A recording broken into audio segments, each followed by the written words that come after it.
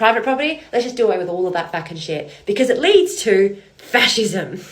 In terms of economic theory, fascism is the genuine belief that individuals are responsible for their own well-being and welfare. We work harder now than we have throughout most of human history. Capitalism needs the threat of homelessness to keep us running like scared little rats on its wheel. Amazing.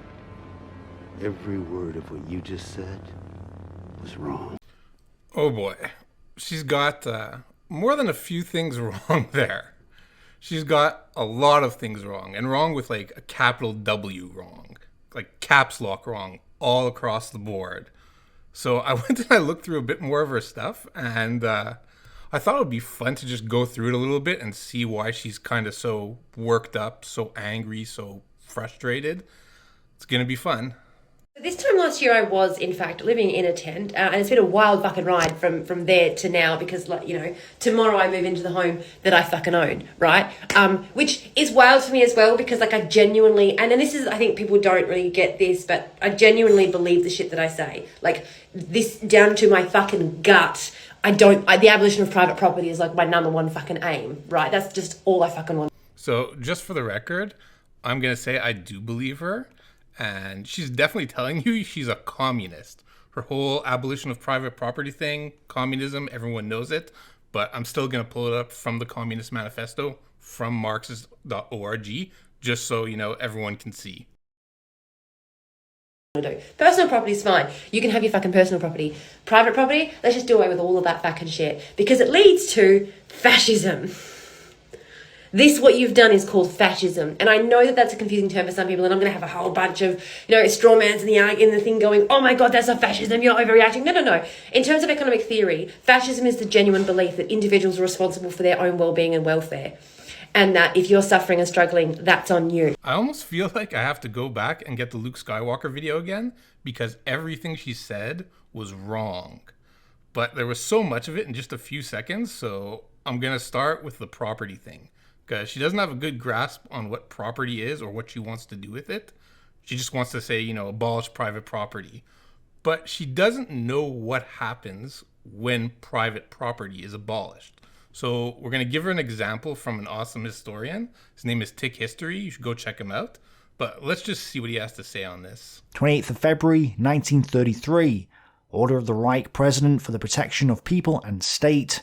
On the basis of Article 48, Paragraph 2 of the Constitution of the German Reich, the following is ordered in defense against communist state engineering acts of violence. 1.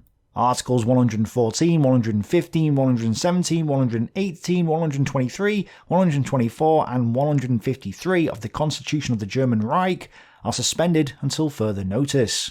It is therefore permissible to restrict the rights of personal freedom, habeas corpus, freedom of opinion, expression, including the freedom of the press, the freedom to organize and assemble, the privacy of postal, telegraphic, and telephonic communications, warrants for house searches, orders for confiscations, as well as restrictions on property, are also permissible beyond the legal limits otherwise prescribed. Here's 2 of the articles of the Weimar Constitution relating to property rights that were scrapped by the decree.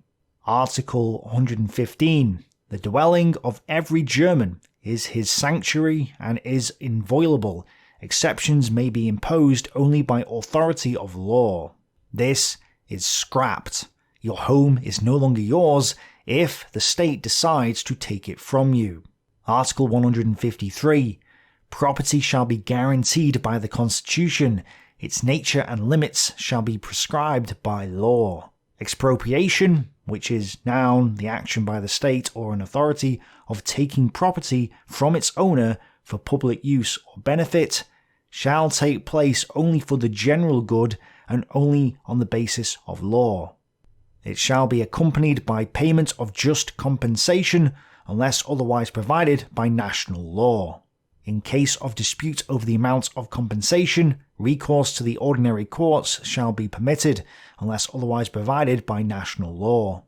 Expropriation by the Reich over against the states, municipalities, and associations serving the public welfare may take place only upon the payment of compensation. Property imposes obligations. Its use by its owner shall at the same time serve the public good.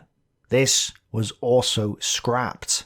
The state could now steal your property off you and didn't have to compensate you.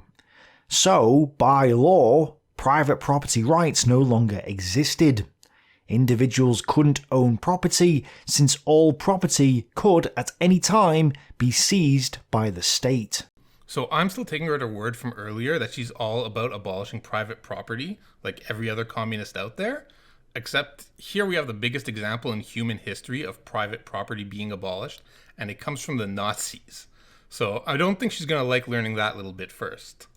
But secondly, remember how she defined what she called the economic theory of fascism?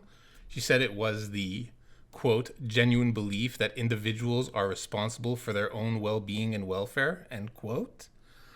That doesn't seem to be what the economic theory of fascism is. And since I don't want to give a whole long lecture about what it is, I'm just going to switch to Wikipedia for a second. Yes, I know that it's not the best source.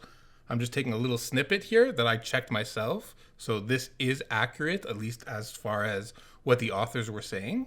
And I'm just going to read it out for you. Gerald Feldman and Timothy Mason argue that fascism is distinguished by an absence of coherent economic ideology and an absence of serious economic thinking.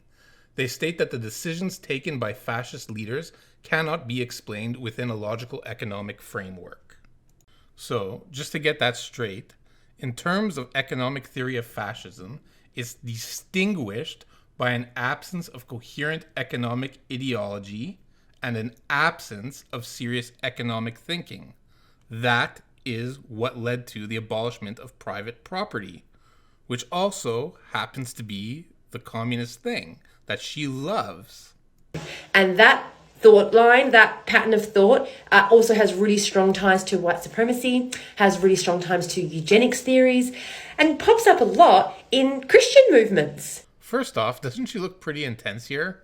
She's got the crazy cultist eyes going, like she knows the truth, and she's sharing it with the audience like they're drooling morons who can't figure out that 2 + 2 = 4.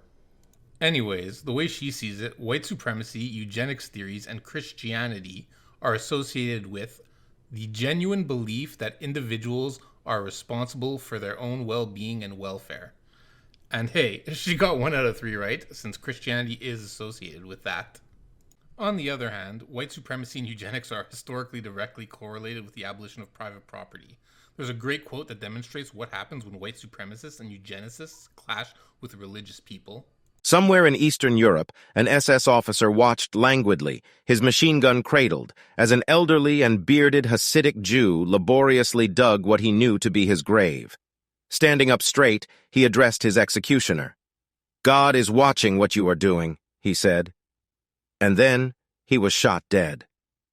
What Hitler did not believe, and what Stalin did not believe, and what Mao did not believe, and what the SS did not believe, and what the Gestapo did not believe, and what the NKVD did not believe, and what the commissars, functionaries, swaggering executioners, Nazi doctors, Communist Party theoreticians, intellectuals, brown shirts, black shirts, Gaulleiters, and 1,000 party hacks did not believe, was that God was watching what they were doing.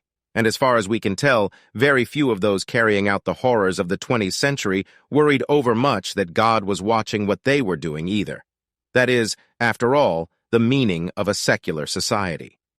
So, the people who have a historical track record of abolishing private property are also the same people who have a history of white supremacy and eugenics. Except they're not the people who believe that individuals are responsible for their own well-being and welfare, like she believes. The people who believe they're responsible for their own well-being and welfare are the people who like to abolish private property, spent the better part of the 20th century slaughtering. It's not hard to see which side she's on. She told us at the start. She genuinely believes what she's saying, down to her gut. Take another look at her expression and her eyes, and you'll understand what kind of people the communists and the Nazis were. Fanatics. It's really weird how all of these tools of colonization are dangerous for all of us and seem to keep popping up in the same sorts of groups over and over and over again who have historically made it their mission to make the lives of people of colour fucking horrendous. The tool of colonization that she doesn't realize she's talking about is the abolition of private property, which socialist tyrannies try to impose on people who believe in private citizens owning their own property. So, the crazy people who get in power, in charge of the state, so they legally can't take things away from them, like their homes. Funny thing, Aryan is the pro-racist Nazi equivalent to the anti-racist critical race theory grouping people of color. For the Nazis, it was the Volksgemeinschaft, which in English means the people's community. And for the critical race theorists today, it's communities of color. After World War II, plenty of Germans said that Hitler had them under his spell or that Hitler had them hypnotized. This woman is no less hypnotized, just in a different direction. You know what they say, history doesn't repeat, but it does rhyme. So, funny, but not funny. Funny, what the actual fuck, Stephanie? I agree, not funny. But sometimes it's better to laugh than to cry, right? And she's got more where that came from. If you reread your comment, you'll actually find where the idea of the good comes in. Good people work and save hard. Because why should you have to work hard? Why do we have to work hard? If you don't work hard, you're not going to achieve much. If you do nothing, you achieve nothing. We work harder now than we have throughout most of human history.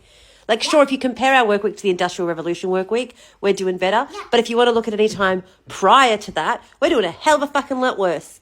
We're able to work less and achieve more than in the Industrial Revolution. She's right about that.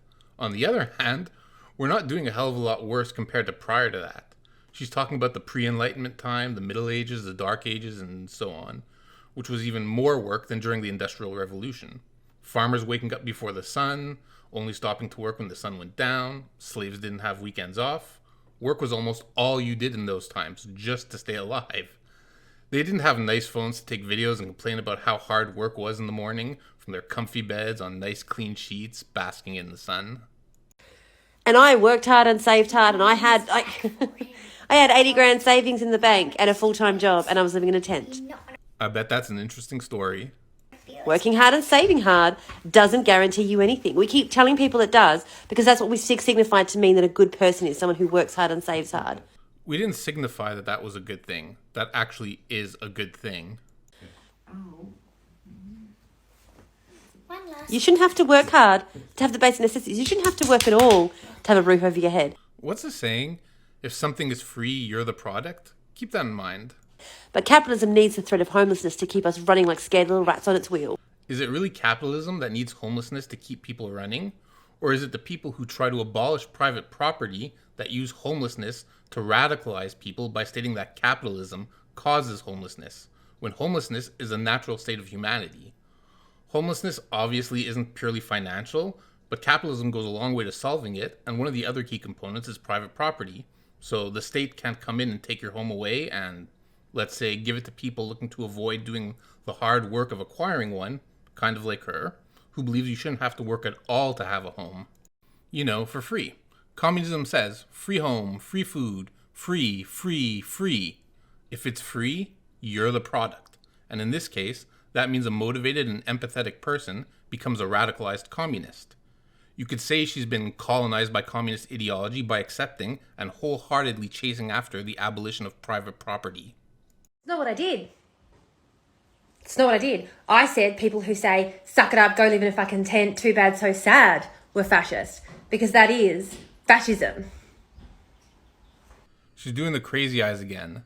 Now, fascism, let me check my notes here, telling people to suck it up and go get a job. And to be fair to her, it's obvious she's talking about her case, where she was working and had to live in a tent and had some weird situation going on. Telling people to suck it up and go get a job isn't fascism, though. But it is a fun thing to say to a communist, given what they believe, and she is a communist. The comment that she made comes from this idea that having private property is a reward that you get for being a good person and doing good things. She's got it backwards. It's not a reward you get for being a good person. It's something you achieve through hard work, which, as we just went through a minute ago, is a good thing. Being responsible for your own well-being and welfare is a positive thing. If you believe that and happen to live in Russia, Germany, or China in the first half of the last century, there was a good chance you'd find yourself in a gulag or a concentration camp or a re-education camp. That's what I said. which means that people who don't have those things, people who are without, must be bad people.